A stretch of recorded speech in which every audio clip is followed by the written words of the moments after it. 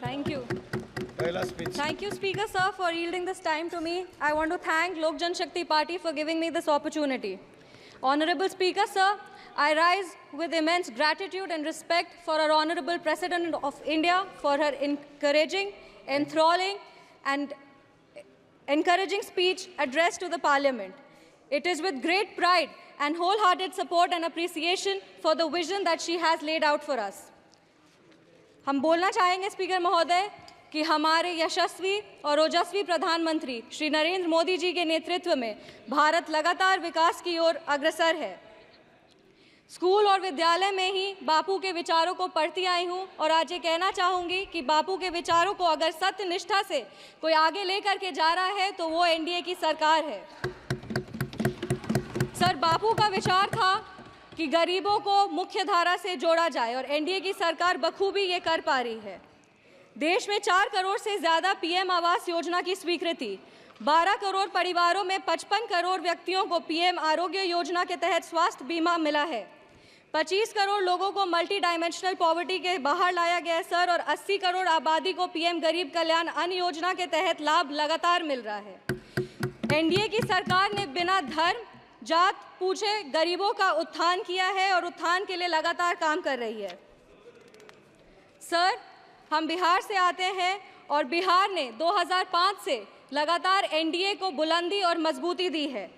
बिहार में एक नेता, नियत, नेतृत्व और कड़ी निष्ठा से एनडीए बिहार को उसका गौरव और एक नया कीर्तिमान वहां पे विकास का गढ़ रहा है। हमारे पार्टी के नेता श्रद्धेय रामविलास पासवान जी ने लगातार बाबा साहब भीमराव अंबेडकर के पद चिन्हों पर चलकर दलित, शोषित और वंचित वर्गों को आगे बढ़ाया है। आज हम बाबा साहब भीमराव अंबेडकर की बात कर रहे हैं और उनका एक कोट पढ़ना चाहेंगे। I measure the progress of a community by the degree of progress which the women have achieved. सरकार ने Women Reservation Act दे करके 33% आरक्षण दे करके संसद में महिलाओं के आवास को ना सिर्फ बुलंदी दी है बल्कि उनके अधिकारों की भी लड़ाई लड़ी है। लखपति दीदी की योजना, उज्ज्वला योजना और महिलाओं को मुद्रा लोन दे करके महिलाओं की आर्थिक स्थिति को मजबूत किया गया है। अगर आज हम आर्थिक स्थिति की बात कर रहे हैं तो हमें अर्थव्यवस्था की भी बात करनी चाहिए और देश आज विश्व की 5वीं सबसे बड़ी अर्थव्यवस्था है और 2047 तक विश्व की 3री सबसे बड़ी अर्थव्यवस्था होगी। माननीय प्रधानमंत्री श्री नरेंद्र मोदी जी के नेतृत्व में भारत देश को विकास का एक व्यापक स्वरूप मिल रहा है। किसान सम्मान निधि के तहत किसानों को न्यूनतम राशि मिल रही है जिससे उनकी स्थिति में बढ़ोतरी हो रही है और आत्मनिर्भर भारत का जो ये सोच है उससे भारत विश्व स्तर पर एक अपना पहचान बना रहा है।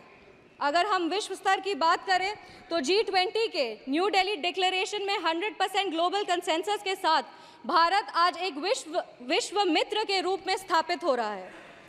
ऑनरेबल स्पीकर सर एक युवा हैं और युवाओं का प्रतिनिधित्व कर रहे हैं। हम कहना चाहेंगे कि एनडीए की सरकार में the youth is being equipped with necessary skills and knowledge to face global challenges with initiatives like Skill India, Digital India and Startup India. Sir, Bihar के युवाओं की लगातार एक मांग रही है कि बिहार को विश्व राज्य का दर्जा मिले।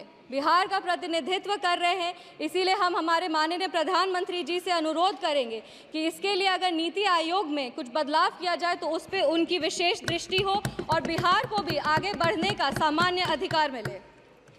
Sir, I am firmly convinced that with continuous efforts and visionary policies of the NDA government, Bihar will be an example for the development of the entire nation. I want to reaffirm our commitment and Lok Jan Shakti Party's commitment to NDA's leadership और हम अपने राष्ट्रीय अध्यक्ष श्री चिराग पासवान जी को भी धन्यवाद देना चाहेंगे कि आज उनके वजह से बिहार की महिलाओं को और युवाओं को भी आवाज़ मिल रहा है। इस सदन की गरिमा और इस सदन के इतिहास को देखते हुए सर 2 पंक्ति पढ़ना चाहेंगे। जो भरा नहीं है भावों से बहती जिसमें रसधार नहीं, जो भरा नहीं है भावों से बहती जिसमें रसधार नहीं, वो हृदय नहीं है पत्थर है जिसमें स्वदेश का प्यार नहीं। धन्यवाद speaker sir, thank you. Thank you, Sambhavi, for your maiden speech. Now, G. Thanuja Rani. Sushri G. Thanuja Rani. Next, Shri Abhay Kumar Sinha ji. Abhay Kumar Sinha ji.